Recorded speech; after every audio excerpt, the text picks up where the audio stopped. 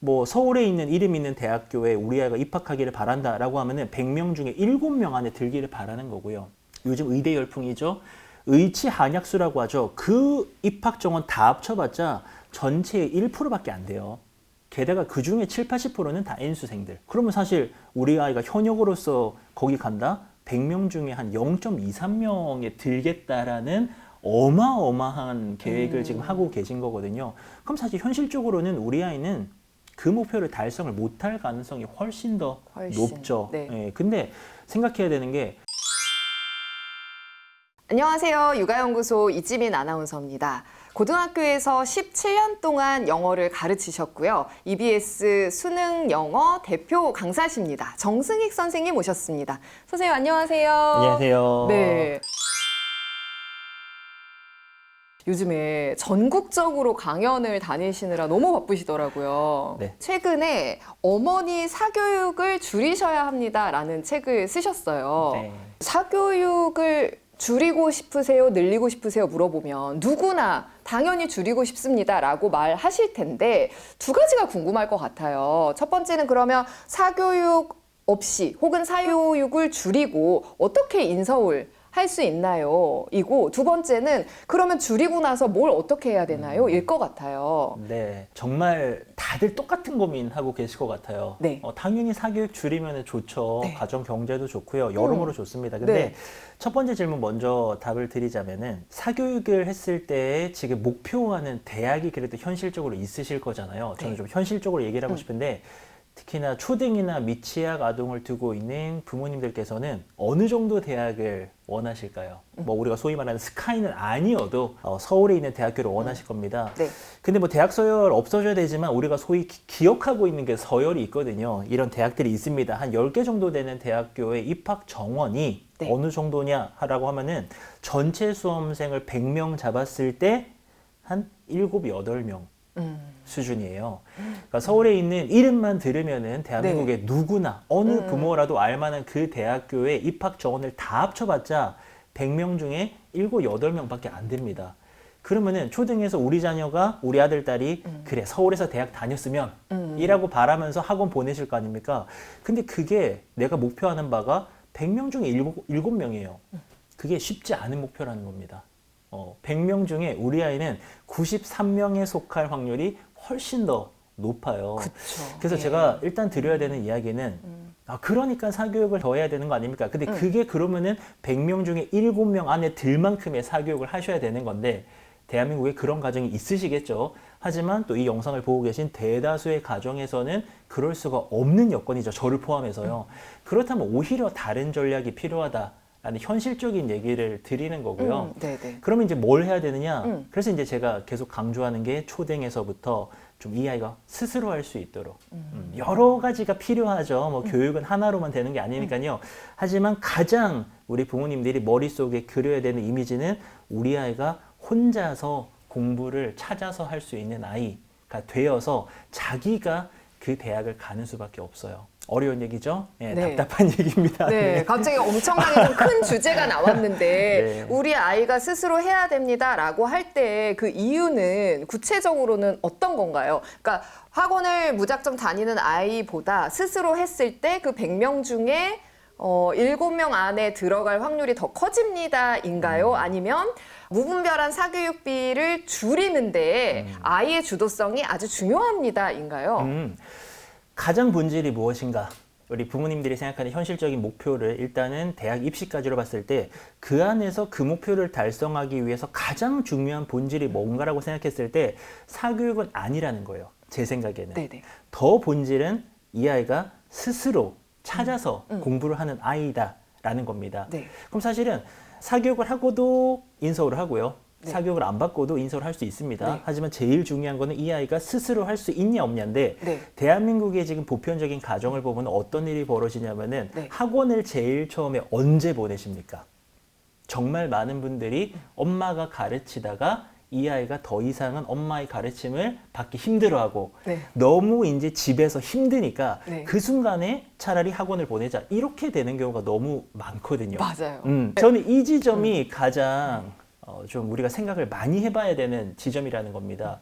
저는 어쨌든 고등학교에서 오래 있었기 때문에 그 결승선이라고 할게요. 그 입시라는 결승선에서 누가 잘하나를 17년간 봐왔잖아요. 네. 누가 잘하는가?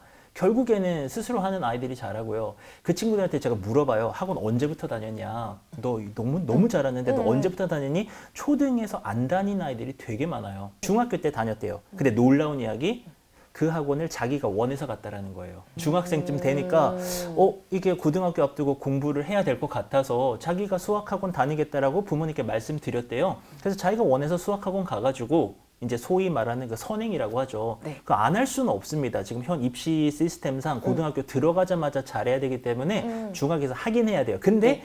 대부분의 가정에서는 그래, 선행이 중요하니까 너 초등부터 해. 중학부터 해. 네. 늦었지만 지금이라도 해. 어. 이런 거라면은 사실 이상적인 경우 상위권 학생들은 자기가 원해서 엄마 나 학원 갈게요. 네. 그렇게 해서 이제 가서 공부를 했다라는 거죠. 그러면 보편적으로 집에서 이제 막 찌지고 볶다가 너 야 이럴 거만 하지 마라 이런 거 막 진짜 엄마가 답답하다 이러다가 이럴 때 아니다. 차라리 학원을 보내자. 라고 해서 학원을 가가지고는 굉장히 성공 확률이 낮다라는 말씀을 드리는 겁니다. 그럼 결국 선생님, 모든 사교육을 줄이자가 아니라 아이가 원하지 않는데 강제적으로 가는 그런 사교육은 줄입시다 이고, 사교육에 대한 이야기를 하시는 것 같지만 사실은 자기 주도성에 대한 이야기를 하고 싶으셨던 거네요. 그러네요. 네. 네, 정확하십니다. 네네. 네, 정확하십니다. 네. 사실 초등 같은 경우에도 아이들이 학원을 많이 다니는 경우가 있어요. 네. 뭐 초등학생들도 밤 10시, 11시에도 옵니다. 근데 아이가 원해서 한다. 그래서 이 아이가 초등부터 막 하겠다라고 하면은 뭐 결과를 떠나서 어쨌든 자기가 원해서 하겠다라고 했잖아요. 그럼 저는 뭐 초등 의대반이든 어디든 가도 된다라고 생각해요. 네. 아이가 원하지 않습니까? 근데 이제 그게 아니라 집에서 공부도 안 하는 아이를 부모 마음에 걱정이 되니까 너 이러고 있을 때가 아니다 라고 해서 학원에 집어넣는다라고 하는 것은 사실 자기 주도성이 결여가 됐기 때문에 그렇게 해서는 원하는 결과가 아마 안 나오실 겁니다. 네. 아이가 그 실패하는 부분에 있어서 책에 실패 카드 이야기도 하셨던데. 실패라는 것도 사실은 좀 중요한 요소라고 생각을 해요. 초등, 중등에서 많은 학부모님들이 지금 염려하시고 불안해하시는 게 공부에 있어서 실패하고 싶지 않은 거예요. 네. 예를 들면 초등에서도 잘하면 좋겠고 중학교 가면 성적표가 나옵니다. A로 쫙 이렇게 받기를 원하는 겁니다. 네. 한두 과목이라도 막 B나 C가 있기를 정말 원하지 않아요. 그러다 보니까는 만약에 수학이 B예요. 그럼 바로 학원을 알아보시죠. 이렇게 네. 가는데 이게 초등, 중등까지는 아이가 아마 성실하다면은 공부 때문에 그렇게 고생할 일이 없을 수도 있지만 고등학교만 돼도 절대로 원하는 결과 안 나옵니다. 고등학교는 많이들 아실 겁니다. 이 채널 보시는 분들은 1등급이라고 하면은 전체의 4%밖에 안 돼요. 그럼 100명 중에 4명만 1등급이고 96명은 1등급 못 받습니다. 그러다 보면은 여러 과목에서 내가 올 1등급이 나올 리가 없어요. 그럼 이 아이는 어떤 과목은 못했다가 또 노력해서 올리고 뭐 이런 과정도 필요하고 또 궁극적으로는 인생에 어떻게 실패 없이 갑니까? 네.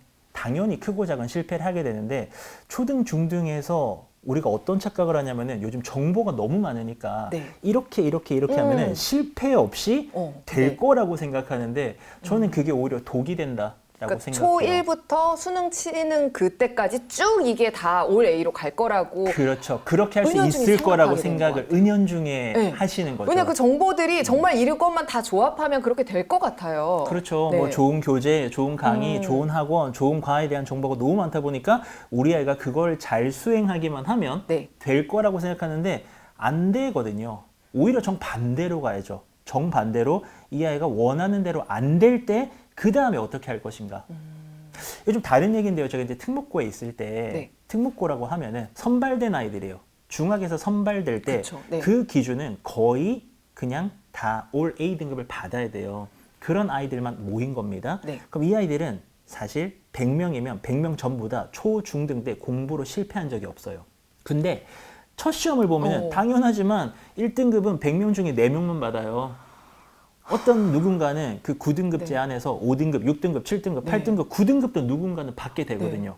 닭살도 돋았어요. 너무 네. 좌절감이 클 것 같아요. 거기서 이 아이들이 어른들은 상상도 못한 좌절감을 느껴요.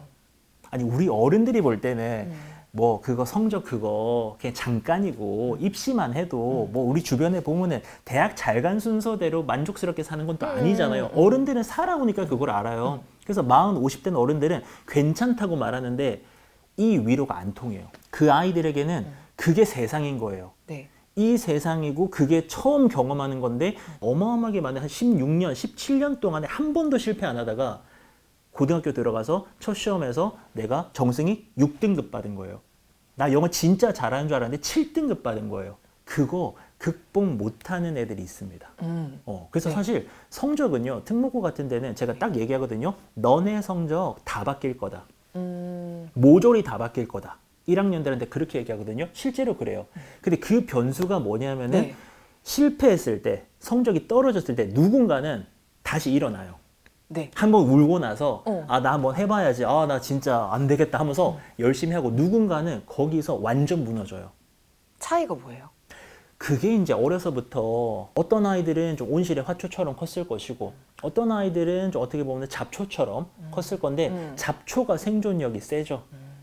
저는 그 차이라고 생각하는데 그러니까 실패도 경험이라는 말을 너무 많이 들어서 사실 와닿지가 않을 때가 있는데 내가 경험해본 것하고 경험해보지 않은 것에 대해서는 우리가 반응할 수 있는 역량 자체가 좀 달라지는 부분이 있는 거죠.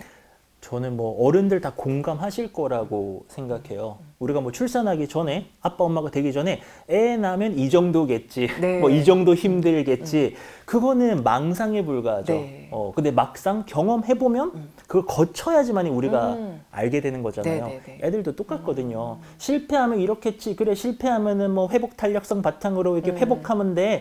말도 안 되는 소리입니다. 실제로 경험을 해보고 네. 실패를 이겨내 봐야 이 아이들이 다음에도 이거 별거 아니구나. 네. 게다가 하면 되는구나. 네. 라는 걸 아는 거죠. 네. 그리고 또 특목고에서 상위권 아이들을 봤을 때 좀 책에서 재밌었던 부분이 아이들이 당연히 공부를 많이 하니까 잘한다고 하셨잖아요. 근데 공부를 많이 한다는 게 체력적으로나 정신적으로나 정말 힘든 일인데 그 아이들은 어떻게 그렇게 그거를 많이 지속적으로 할 수 있나요? 이게 교육에 대해서 또 이렇게 한참 신나게 얘기하다 보면은 제가 또 조심스러운 게 단 하나의 답은 없어요. 네. 제가 이제 드리는 이야기는 주관적이기도 하겠지만 어쨌든 뭐 모범 답안에 가까운 말씀을 드리려고 하는 건데 제가 이 책의 3부에는 아이들을 위한 이야기를 썼어요. 17년 동안에 아이들을 보면서 이렇게 공부하면 좋겠다라고 하는 이야기를 쓰는데 저는 공부 방법으로 시작하지 않았고 공부 방법은 제일 마지막에 부록처럼 조금만 넣었어요. 네. 왜냐하면 가장 근원적으로 제가 봤을 때는 공부를 왜 해야 되는지 그 이유는 자기밖에 모르거든요. 자기에게 주어진 환경이 있을 겁니다. 나의 가정 환경, 나의 부모님, 나의 상황이 있을 거예요. 그 상황에서 내가 왜 공부를 그렇게 전교생 중에서 제일 열심히 해야만 하는지 그 이유는 자기가 만드는 거라고 생각하거든요. 그래서 그런 것들을 가장 잘 찾은 아이들 그러면서 또 어려서부터 자기 인생에 대해서 많이 생각을 해보고 또 공부를 많이 해보는 그런 습관을 가진 친구들이 결국에는 그 고통을 이겨낼 수 있다라고 생각을 해요. 저는 최상위권 아이들에게 맨날 물어보거든요. 네. 공부하는 거 너무 힘들지 않아? 네네네. 왜냐하면 힘들어 보여요. 힘들죠. 너무 많이 공부하고 있으니까. 네. 정말 놀라운 게요. 아침에 이제 뭐 기숙사형 그런 자사고나 특목고들은 밤 11시 반쯤에 기숙사로 가고요. 네. 아침에 6시쯤에 일어나가지고 한 6시 반, 7시 되면 학교로 와요. 네. 근데 이제 아침 자습이라는 게 있거든요. 한 200명이면 몇 명 깨 있을 것 같으세요? 200명이니까 아침에. 그래도 100명은 깨 있지 않을까요? 그쵸. 뭐 전국 명문의 학교들은 그럴 수도 있겠지만, 네, 그럴 수도 있겠지만, 네. 얼마나 힘들겠어요. 하루에 뭐 한 5시간, 6시간 자면서 애들이 공부하는 건데 그마저도 뭐 더 적게 자는 친구들도 있고요. 그래서 아침에 가보면은 한 10명이나 깨 있어요. 근데 전교일 때는 제가 자는 걸 못 봤어요. 물론 뭐 아이 따라 다르겠지만 뭐 그런 기숙사형 학교들은 편한 옷 입고 이렇게 생활하게 하거든요. 네. 그 전교일 때는 복장에도 흐트러짐이 없어요. 아침 7시에 얘는 뭔데 교복을 다 차려입고 딱 공부를 이렇게 하고 있는 거예요. 그래서 제가 늘 안쓰러우니까 막 물어보는 거예요. 담임할 때는 안 힘들어? 괜찮아? 괜찮아? 물어보면은 정말 놀랍게도 네. 안 힘들다라는 겁니다. 할만하대요. 할만하다. 할만하다. 좀 뭐 이렇게 졸리기도 하고 하긴 한데 할만하대요. 시켜서 하는 공부가 아니기 때문에 저는 할 수 있다라고 생각을 하는 거거든요. 그러니까 그런 아이들끼리의 경쟁이 결국에는 뭐 사실 이 시스템, 이스 시스템이 저도 뭐 좋아하는 편은 아니지만 어쨌든 경쟁을 해야 된다면 그 100명 중에 한 10명 정도는 저는 이렇게 스스로 하고 있다라고 생각을 하거든요. 그 아이들 중에서 누군가는 원하는 목표를 이루고 뭐 운이 좀 따라준다면 그렇게 생각하기 때문에 결국에는 좀 스스로 할 수 있는 그 네. 아이들이 제일 힘이 센 것 같아요. 아니 오늘 무슨 이야기를 해도 약간 답정너처럼 자기 주도성으로 가는 것 같아요. 그렇죠. 그렇게 만드는 것을 부모님들도 좀 머릿속에 담아 두시면은 좋을 것 같아요. 아이들 기회도 많이 주시고 어쨌든 자기 주도성이라는 것도 네. 학원 가서 배우는 것도 아니고요. 네. 갑자기 벼랑간에 되게 의존적인 아이를 넌 오늘부터 자기 주도적인 아이다. 조만간 학원 새기는 거 아닐까요? 자기 주도성 학원. 그래서 등록해가지고 거기 가면 배워온다고. 그렇죠. 예. 그럴 수 있겠죠. 공부 네. 계획 짜는 법 알려주고. 그럴 네. 수 있을 거라 생각해요. 근데 그런 것이 학원들이 좀 있긴 있는데 네. 이제 근본적으로 보편적인 가정에서도 저는 할 수 있다라고 생각을 해요. 아이들을 믿어주시고 더 많이 기회 주시고 네. 그 기회를 사실 부모님들이 불안한 마음에 박탈하는 경우가 너무나도 많거든요. 그거 기다리는 거 힘든 거 저도 알아요. 저희 아들도 이제 사교육을 안 받다 보니까는 맨날 틀려요. 맞추는 것보다 틀리는 게 훨씬 더 많습니다. 국어든 수학이든. 그 기다리는 게 힘들죠. 보는 것도 고통스럽고요. 하지만 그럼에도 저는 더 믿어주고 더 기다려주고 이 아이에게 기회를 주는 게 그래서 어느 순간 이 아이가 좀 스스로 하는 힘이 길러졌을 때 그때 저는 제 할 일을 다 했다라고 생각합니다. 네. 그 이야기도 선생님 들려주세요. 학부모님하고 전화를 했는데 아이가 공부 잘하는 아이가 아니었는데 그분 대답이 되게 인상적이셨다고. 그렇죠. 아마 학기 초에 다들 상담하실 겁니다. 담임쌤이랑 직접 네. 뵙고 아니면 전화로 상담하시게 될 텐데 공부 잘하는 아이의 어머님, 아버님과 통화할 때는 네. 저도 신나요. 어. 뭔가 제가 잘한 건 아니지만 네네네. 뭐 걸리는 게 없으니까 그냥 통화도 짧고요. 네. 뭐 아이 잘 지내죠? 네. 잘하고 있습니다. 잘하고 네. 있습니다. 끝. 할 말이 없는데 성적이 너무 낮은 친구 같은 경우에는 저도 막 되게 죄스럽고 뭔가 부담스럽고 전화 드릴 때도 되게 불편하고 그렇거든요. 근데 제가 작년이었어요. 전화 드렸었는데 저희 반에서 성적이 제일 낮은 학생의 어머님이셨는데 걱정하면서 전화를 딱 드렸죠. 드렸는데 어머님께서 딱 대뜸 우리 아이 정말 잘할 수 있으니까 선생님 꼭 믿어주시라는 거예요. 생각지도 못한 사실 이야기였고 어떻게 좀 변명을 할까? 예를 들면은 요 성적은 요렇게 하면 좀 오를 것 같고 이 아이가 그래도 뭐는 좀 잘하고 요런 얘기 하려고 딱 준비했는데 전화 걸자마자 이제 그 어머님께서 저를 오히려 시작하자마자 이제 설득을 하시는 거죠. 우리 누구누구 정말 잘할 수 있으니까 끝까지 좀 지켜봐 주시라고. 정말 잘할 수 있다고. 근데 그때 이제 완전히 공부에게는 다 빠졌어요. 그리고 현실적으로 아이는 공부를 잘할 수도 있고 못할 수도 있죠. 그거를 부모가 예상할 수 있다고 생각하는 거는 저는 거대한 착각이라고 생각하거든요. 우리 아들 중학 고등에서 공부 잘할까요? 무슨 과목 잘할까요? 뭘 못할까요? 어떻게 알아요? 절대로 몰라요. 절대로 모릅니다. 본인도 모르고요. 네. 아무도 몰라요. 아무도 모르는데 그렇다면은 우리는 반드시 잘 될 거라고 자꾸 기대해버리면은 나중에 실망할 거 아닙니까? 네. 저는 사실 마음의 준비를 하고 있어요. 네. 우리 아이가 공부를 못했을 때 네. 부모로서 어떤 눈빛으로 어떻게 말하고 어떻게 대해줄 것인가 네. 스스로 약간 플랜 C 같은 걸 짜고 있거든요. 네네네네. 우리 다 비슷합니다. 뭐 서울에 있는 이름 있는 대학교에 우리 아이가 입학하기를 바란다라고 하면은 100명 중에 7명 안에 들기를 바라는 거고요. 요즘 의대 열풍이죠. 의치 한약수라고 하죠. 그 입학 정원 다 합쳐봤자 전체의 1%밖에 안 돼요. 게다가 그 중에 7, 80%는 다 N수생들. 그러면 사실 우리 아이가 현역으로서 거기 간다? 100명 중에 한 0.23명에 들겠다라는 어마어마한 계획을 지금 하고 계신 거거든요. 그럼 사실 현실적으로는 우리 아이는 그 목표를 달성을 못할 가능성이 훨씬 더 높죠. 네. 예, 근데 생각해야 되는 게 아이가 공부는 잘할 수도 있고 못할 수도 있지만 그렇다면은 오히려 부모님으로서는 조건 없이 아이들을 끝까지 믿어주고 사랑해줄 수 있는 그런 준비를 하시는 게 훨씬 더 좋지 않을까. 네. 그러니까 부모가 사실은 아이의 공부나 어떤 인생을 예측하는 게 아니라 믿어줘야 되는 거네요.